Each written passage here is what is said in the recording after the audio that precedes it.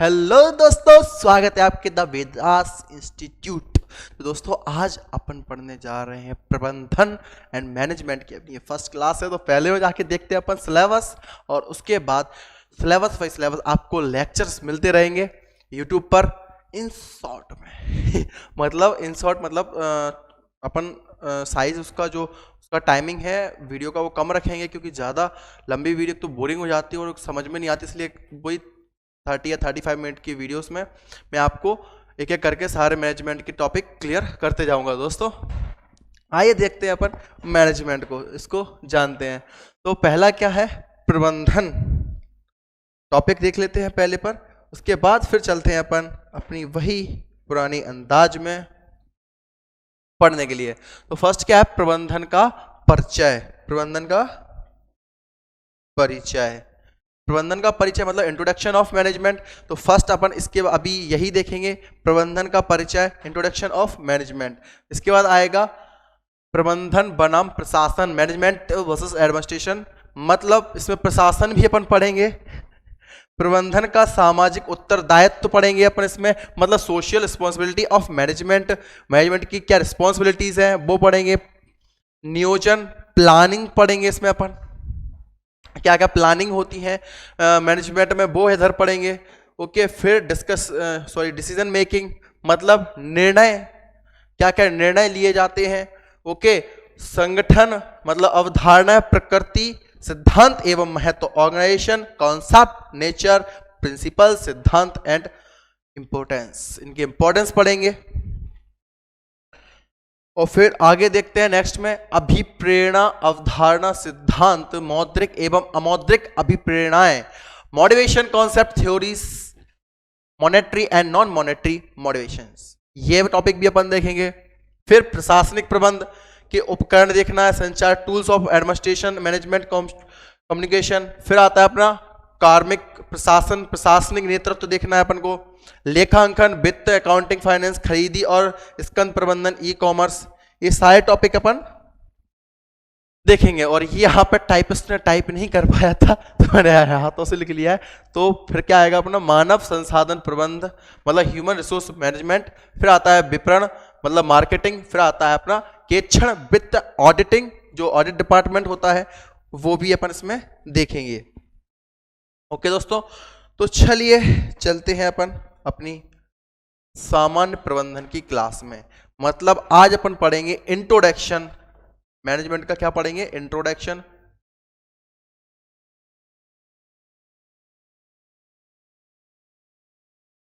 Introduction मतलब प्रबंधन का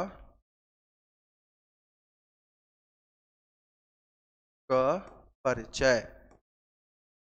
यहाँ पे मैं आपको प्रबंधन से परिचय करवाऊंगा, मतलब सामान्य प्रबंधन, जर्नल मैनेजमेंट,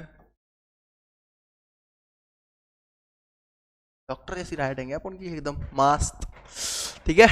तो सामान्य प्रबंधन मतलब जर्नल मैनेजमेंट देखेंगे अपन यहाँ पे कि जर्नल मैनेजमेंट में क्या क्या है, तो वो सारी चीजें अपन यहाँ पे क्लियर करेंगे। लेकिन आज अपनी क्लास किसकी है, देखो जैसे कि मैंने आपको सिलेबस में बताया था, एक मिनट एक मिनट एक मिनट एक मिनट एक मिनट,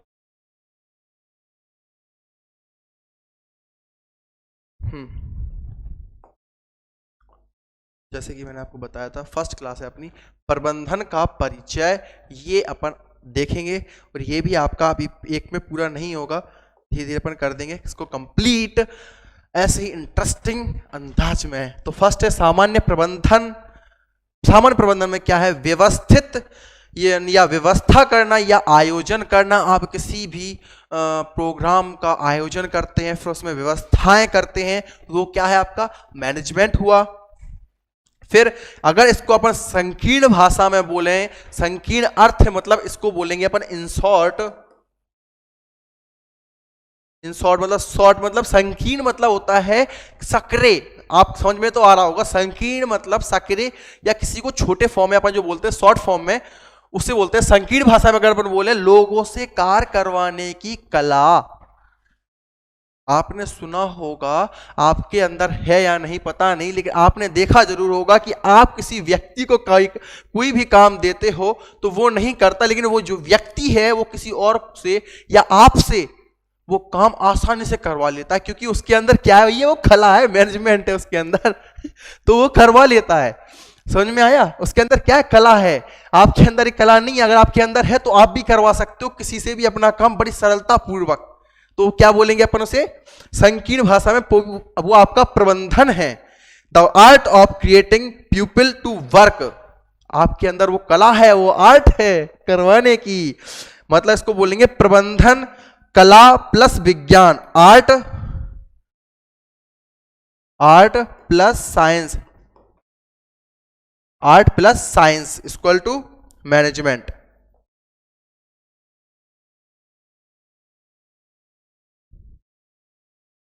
इक्वल टू मैनेजमेंट। जो आपका आर्ट तो आपको पता ही है ना, आर्ट क्या है, कला क्या है, कला लोगों से कार्य करवाने की कला, आपके अंदर बहुत अच्छी कला है, आप सब कुछ जानते हो, वो आपके अंदर कला है, आर्ट है आपके अंदर, आप सब कुछ जानते हो, आप हर चीज परफेक्ट तरीके से करते हो, वो आपकी कला है। ठीक है, हाँ, मतलब बरसों से सबको पता है कला क्या है, आर्ट क्या है, ये तो आपको पता है। विज्ञान पता नहीं है, विज्ञान क्या है, विज्ञान के सिद्धांत देखते हैं, विज्ञान के सिद्धांत क्या है और विज्ञान क्या है वो देखते हैं। देखो, मैं आपको अगर एक शॉर्ट वे में बताऊं तो nature of management, nature of management मतलब प्रबंधन की प्रकृति, प्रबंधन की प्रकृति कैसी होनी चाहिए।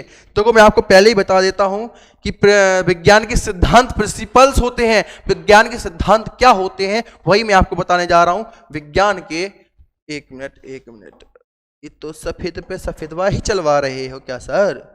विज्ञान के, ये अच्छा सा कलर लो यार। विज्ञान के सिद्धांत, विज्ञान के सिद्धांत क्या होते हैं, विज्ञान के प्रिंसिपल्स क्या होते हैं, साइंस के प्रिंसिपल्स क्या होते हैं, वही देखने जा रहे हैं अपन। विज्ञान के प्रिंसिपल्स देखो, विज्ञान के सिद्धांत को मैं आपको अगर बताऊं तो विज्ञान के सिद्धांत होते हैं अपने, पहले अपन करते हैं किसी भी चीज की प्लानिंग मतलब अपने किसी चीज की प्लानिंग कर ली, प्लानिंग करने के बाद फिर अपन बनाएंगे संगठन बना दिया, संगठन बनाने के बाद फिर अपन नियुक्ति करेंगे, नियुक्ति करने के बाद फिर अपन ने क्या निर्देश देंगे,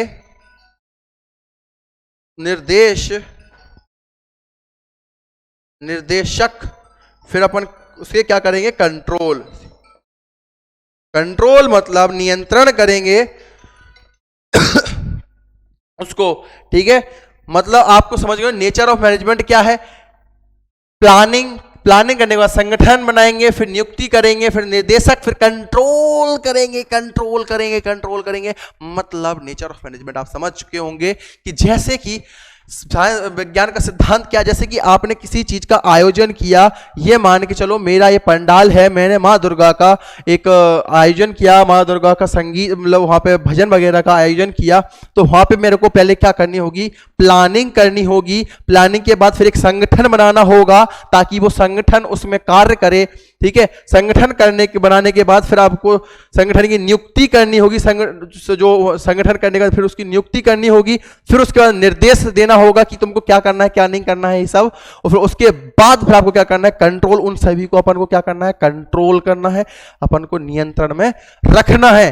तो ये क्या हुआ आपका नेचर ऑफ मैनेजमेंट। ठीक है, अब देखते हैं उद्देश्य क्या है, आगे चलते हैं। अब देखते हैं अपन उद्देश्यों को कि उद्देश्यों की प्राप्ति हेतु प्रभावी ढंग, देखो भैया यहां पे देखना, उद्देश्यों की प्राप्ति देख लेते हैं। उद्देश्यों की प्राप्ति क्या है, उद्देश्यों की प्राप्ति है सरल और स्पष्ट है उद्देश्यों की प्राप्ति। जैसे कि आपका उद्देश्य है पटवारी बनना आपका उद्देश्य है, पटवारी बनना आपका उद्देश्य है, और आपको प्रभावी ढंग और उसमें कार्यकुशलता लाना है। मतलब प्रभावी ढंग और कार्यकुशलता से आपको अपने उद्देश्यों की प्राप्ति करना है। सरल स्पष्ट, मतलब पटवारी आपको बनना है प्रभावी ढंग और कार्यकुशलता के साथ। अब प्रभावी ढंग क्या है भैया? प्रभावी ढंग है कि जैसे कि आप टाइम से उठ रहे हो, खा रहे हो, जाग रहे हो, पी रहे हो, सब कुछ टाइम से किया आपने, सब कुछ टाइम से कर रहे हो, वो आपका है प्रभावी ढंग। लेकिन अगर आपके पास जो सीमित संसाधन हैं, आपके पास मोबाइल है, सब कुछ है, मतलब आपके पास मोबाइल है और आपके पास लिमिटेड पैसे हैं कि आप सिर्फ सब्सक्रिप्शन ले सकते हो किसी भी ऑनलाइन उसका इंस्टीट्यूट का, आप सिर्फ सब्सक्रिप्शन ले सकते हो, ठीक है। लेकिन आपने क्या किया कि आपने कहीं से पैसे उठाए, उधार ले लिए, और फिर आप गए बड़े से इंस्टीट्यूट में गए बाहर, और फिर जैसे, या फिर आपको कोई फ्री पढ़ा रहा हो और फ्री नहीं पढ़ना आपको, जैसे कि तवेदास इंस्टीट्यूट आपको फ्री पढ़ा रही है, लेकिन आपको यहां से नहीं पढ़ना है, आपको क्या करना है? सब्सक्रिप्शन ही लेना है, आपको सब्सक्रिप्शन ही लेना है तवेदास इंस्टीट्यूट का।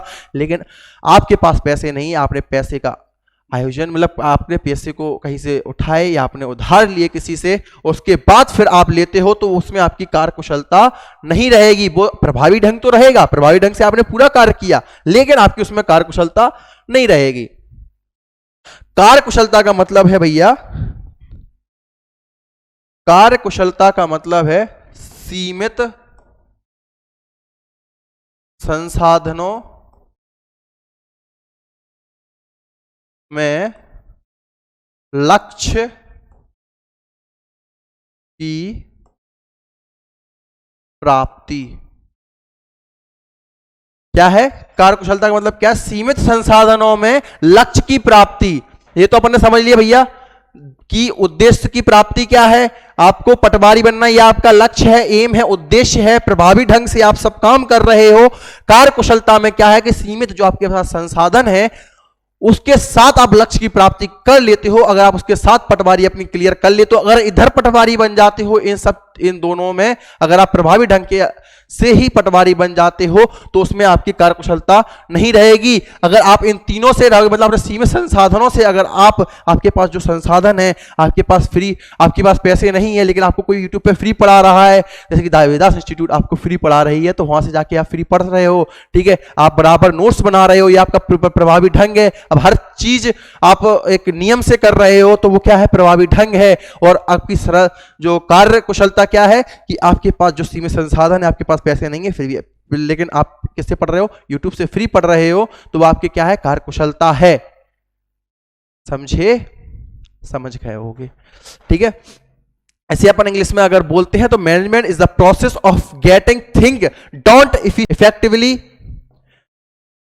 टू अचीव ऑब्जेक्ट, ठीक है। ये इफेक्टिवली दोनों जगह कर दिया है उसने, ठीक है। एक इफेक्टिवली है, एक इफिशियंटली है, तो ये दोनों आपको करना है। अब देखते हैं प्रभावी ढंग, देखो आ गया ना, प्रभावी ढंग प्लस दक्षता। दक्षता के साथ साथ देखो आपको तो दक्षता मतलब होता है दक्षता प्लस कार्य कुशलता।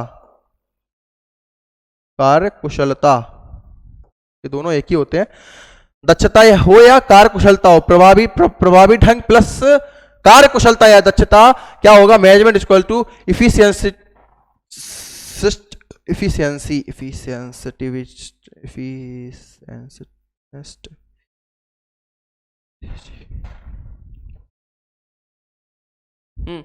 तो कार्य कुशलता का है। नेक्स्ट देखते हैं अपन प्रभावी प्रबंधन, इफेक्टिव मैनेजमेंट को अपन आगे देखते हैं। तो इफेक्टिव मैनेजमेंट क्या है कि कार्य को करने तथा क्रियाओं को पूरा करने एवं उद्देश्यों को प्राप्त करने से है। कार्य को करने तथा क्रियाओं को पूरा करने, आपने कोई भी काम किया, आपने पढ़ाई स्टार्ट की, आपने बोला कि हमको आज पटवारी, इस बार पटवारी क्लियर करना है, ये कार्य को करने की, क्रियाओं को पूरा करने की, कार्य को करने तथा क्रियाओं को पूरा करने की आपने कर तो लिया, पटवारी का आपने सोच तो लिया, लेकिन वो काम आपने अधूरा छोड़ दिया,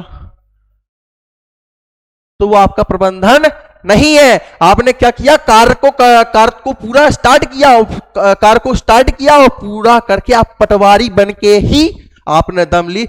उद्देश्यों की प्राप्ति, आपने अपने लक्ष्य को प्राप्त किया कि आपने स्टार्ट कर दिया, फिर आपने जो काम को स्टार्ट किया था वो पूरा किया और उसके बाद फिर आपने क्या किया, अपने उद्देश्यों की प्राप्ति की। तो वो क्या है, आपके प्रबंधन। नेक्स्ट क्या है, प्रक्रिया। प्राथमिक क्रियाएं जिन्हें प्रबंधन कार्यों को पूरा कराने के लिए करता है।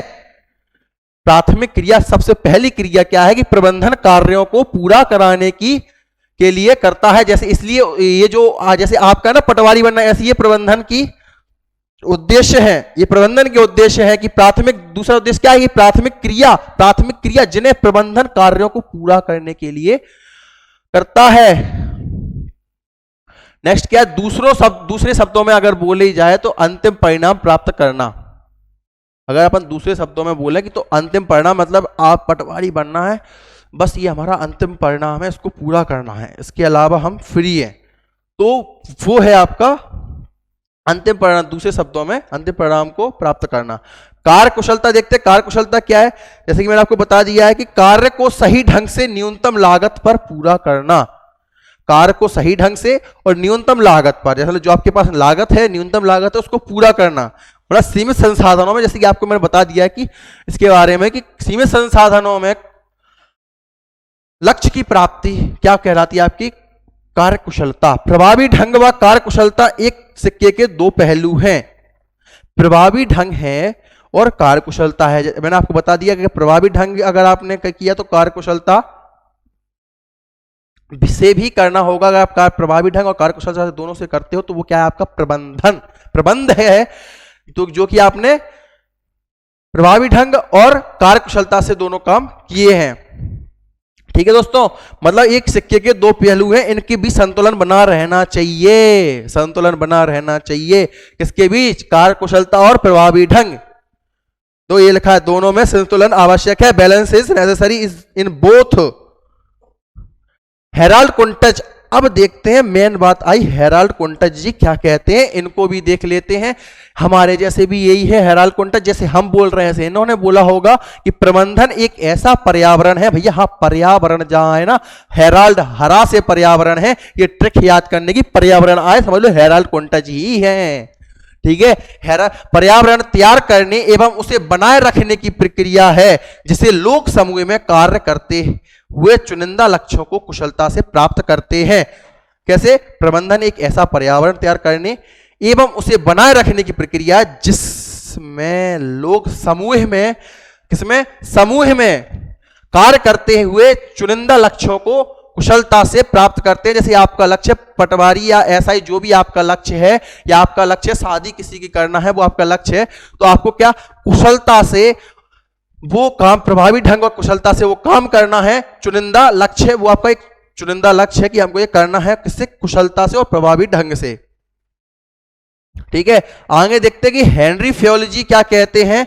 हेनरी फ्योल जी अपने क्या कहते हैं,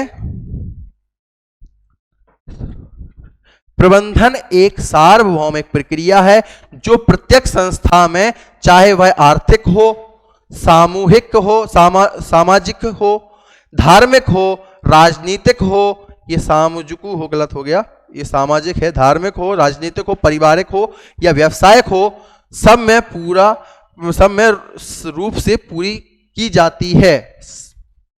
मतलब भैया प्रबंधन एक सार्वभौमिक मतलब यूनिवर्सल, सार्वभौमिक का मतलब क्या है, यूनिवर्सल। इसको इंग्लिश में बोलेंगे यूनिवर्सल, मतलब सब जगह। अपने हेनरी फ्योल जी कहते हैं सब जगह प्रबंधन है, सब जगह। बाबा जी ने आशीर्वाद दे दिया, सब जगह प्रबंधन है। हेनरी फ्योल जी बोलते हैं सार्वभौमिक मतलब क्या होता है, सब जगह है। सार्वभौमिक आ जाए मतलब हेनरी फ्योल ही है। कहाँ है, सामाजिक में भी है, धार्मिक में भी है, राजनीतिक में भी है, पारिवारिक में भी है, हर जगह क्या है, हर जगह क्या है, प्रबंधन है। ठीक है दोस्तों, ये अपने हेनरी फ्योल जी बोलते हैं, क्या बोलते हैं, हेनरी फ्योल के अनुसार प्रबंधन कैसा होना चाहिए, उसमें पूर्वानुमान, मतलब जैसे कि आपने कोई प्लान, मतलब आपने किसी चीज का आपने एक होटल खोला या आपने कुछ भी स्टार्ट किया, गौर से सुनना, आपने कुछ भी स्टार्ट कर दिया तो आपने क्या किया, पहले पूर्वानुमान लगाया नहीं, या फिर किसी चीज का अपन ने आयोजन किया, समझ रहे हो, या तो किसी चीज का अपन ने आयोजन, ये देख लेते किसी चीज का अपन ने आयोजन किया, ठीक है, एक अपन ने माना अपन ने अपने गणपति जी को बैठाला, ठीक है, उनके पंडाल का अपन को आयोजन करना है, तो आयोजन करने के लिए पहले अपन को पूर्व अनुमान लगाना होगा कि इसमें कितना खर्चा आएगा, कितना क्या आएगा। जैसे वहां पे जैसे कोई सोसाइटी है, सोसाइटी का जो सेक्रेटरी रहता है वो प्लानिंग करता है, क्योंकि उसको पता है इस बार गणपति जी बैठाना है, तो प्लानिंग करेगा इसमें कितना खर्चा आएगा, क्या आएगा, मतलब इसमें अपनी रणनीति रहेगी, पहले पूरी प्लानिंग करने के बाद, सॉरी पूर्वानुमान लगाने के बाद फिर करेगा प्लानिंग, योजना बनाएगा उस चीज की, पूर्वानुमान लगा लिया उसने कितना क्या खर्चा आएगा, भैया सेक्रेटरी सबसे पहले करते हैं खर्चा कितना आएगा, बच कितना रहा है अपनी जेब में, ठीक है, तो पूर्वानुमान उसने लगा लिया, फिर योजना बनाई उसने, प्लानिंग की, प्लानिंग करने के बाद फिर संगठन को उसने एक संगठन बनाया, एक बड़ा सा संगठन बनाया प्लानिंग करने के बाद, किस चीज के लिए, तो उस संगठन को उसने निर्देश, उसमें उस संगठन में उसने एक निर्देशक को बनाया जो उस संगठन को डायरेक्ट करे, उसको निर्देश दे, फिर उसमें समन्वय करना, कोऑर्डिनेट बनाए रखना है उस संगठन में, फिर साथ में नियंत्रण करना, फिर उस जो सेक्रेटरी है फिर उस पे क्या करता है, वो नियंत्रण करता है, उस पे अपना कंट्रोल बनाए रखता है, ठीक है, उस पे अपना क्या कंट्रोल बनाए रखता है। आगे देखते हैं, जैसे कि मैं आपको एक चीज और समझा दूं, जैसे कि अपन एक संस्था के बारे में देखते हैं, संस्था को समझ लेते हैं, संस्था, ये संस्था है, ठीक है, कोई भी संस्था है, उसने क्या किया, एक प्लानिंग, अपना पूर्वानुमान लगाया उसने खोलने से पहले कि कितना क्या आएगा, फिर उसने प्लानिंग की, प्लानिंग के बाद उसने संगठन बनाया, निर्देश किया, फिर जो उसमें संगठन में निर्देश दिया, समन्वय बनाया, फिर कंट्रोल किया, ठीक है, तो ये अपना क्या है, संस्था का पूरा वो बनता है कि कैसे मैनेजमेंट अपन को बना के रखना है अपनी संस्था का, ठीक है। अब जैसे कि मैं आपको एक चीज बताता हूं सबसे बढ़िया, जो किसी ने ना बताई हो, इसमें है क्या, हाँ ये है ना, जैसे कि अपन ने बनाया इसको, इसका कलर पहले वाइट ले ले, क्योंकि अगर कलर वाइट नहीं होगा तो फिर कैसे काम चलेगा, छोड़ो। जैसे कि आपको दिखते हैं, आपको कैसे करना है कि अपन ने कोई कंपनी खड़ी की, अपन ने कुछ बढ़िया कंपनी अपनी है, जैसे कि कोई सी बड़ी कंपनी देख लो, कोई सी भी है, तो उसमें सबसे पहले क्या आता है अपना उच्च स्तरीय, उच्च स्तरीय, ठीक है, फिर दूसरा जो आता है स्तर, प्रबंधन के स्तर देख लेते हैं अपन, मतलब प्रबंधन के स्तर, प्रबंधन के स्तर क्या क्या होते हैं वो देख लेते हैं, फिर आता है अपना मध्य स्तरीय, स्तरीय,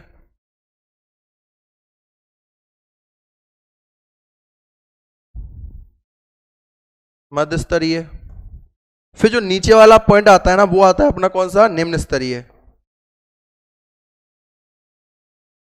कौन सा आता है, निम्न स्तरीय। अब देख लेते हैं कि कैसे क्या, कोई कंपनी है तो उच्च स्तरीय में कौन से आएंगे, मध्य स्तरीय में कौन से आएंगे और निम्न स्तरीय में कौन से आएंगे, तो भैया उच्च स्तरीय में जो बैठता है ना तो वो होता है फाउंडर, या सीईओ भी कह सकते हैं अपन, फाउंडर या सीईओ, ठीक है। फिर उसके बाद फिर मध्य स्तरीय में कैसे आएंगे, जैसे कि उसमें उस कंपनी के फिर जो बीच के लोग होंगे ना, जो जैसे कि आपको आपने की किसी की मार्केटिंग की कंपनी है आपकी कोई, ठीक है, आपने कोई मार्केटिंग स्टार्ट की, तो फिर उसके विक्रय वाले, ठीक है, या क्रय विक्रय वाले या मार्केटिंग करने वाले लोग जो होंगे वो आपके किस में आएंगे, मध्य स्तरीय में कह सकते हो कि आ सकते हैं। और फिर आपकी जो उनसे भी नीचे होते हैं, जो टारगेट उनको दिया जाता है पूरा करने के लिए, वो उनसे भी नीचे होते हैं, ठीक है। तो ये सीधी सीधी ऐसी लाइन चली आती है, उच्च स्तरीय, मध्य स्तरीय और निम्न स्तरीय, ये प्रबंधन के स्तर रहते हैं, ठीक है। तो स्तर के हिसाब से अब जैसे कि आपको बताएं, जैसे अगर कोई अपन देखते हैं कि अथॉरिटी अगर होती है तो अथॉरिटी जो होती है ऊपर से नीचे की तरफ दी जाती है कि ऊपर से नीचे की ओर आती है, नीचे से ऊपर की ओर जाती है कि ऊपर से नीचे की ओर आती है? अथॉरिटी अथॉरिटी को बताइए कि ऊपर से नीचे की ओर आती है कि नीचे से ऊपर की ओर जाती है? अथॉरिटी को बताइए। और साथ में पहले इसको अथॉरिटी को बताइए, उसके बाद बताते हैं। जल्दी से कमेंट करके बताइए। साथ में उत्तरदायित्व को भी बताना है कि उत्तरदायित्व जो होता है ना ऊपर से नीचे की साइड आता है कि नीचे से ऊपर की साइड दिया जाता है? अकाउंटेबिलिटी तो बनेगा ही नहीं, छोड़ो, आप तो ऐसे बता दो। उत्तरदायित्व जो है ना ऊपर से नीचे की ओर दिया जाता है कि नीचे से ऊपर की ओर दिया जाता है?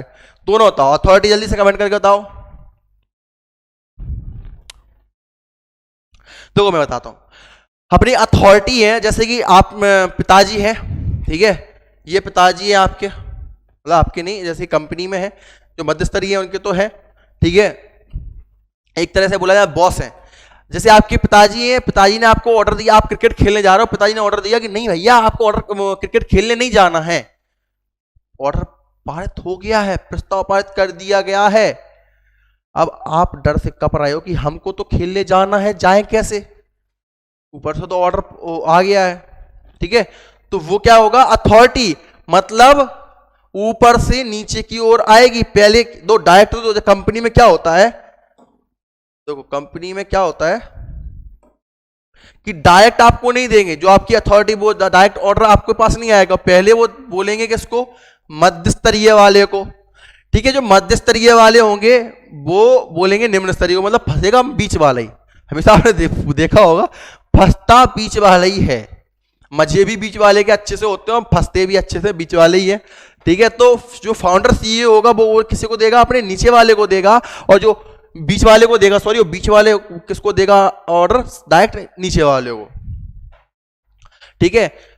अब देखती है तो अथॉरिटी का हो गया। अब देखते हैं इसको, अकाउंटेबिलिटी को। अकाउंटेबिलिटी मतलब उत्तरदायित्व। उत्तरदायित्व किसका, मतलब जवाबदेही किसकी रहती है?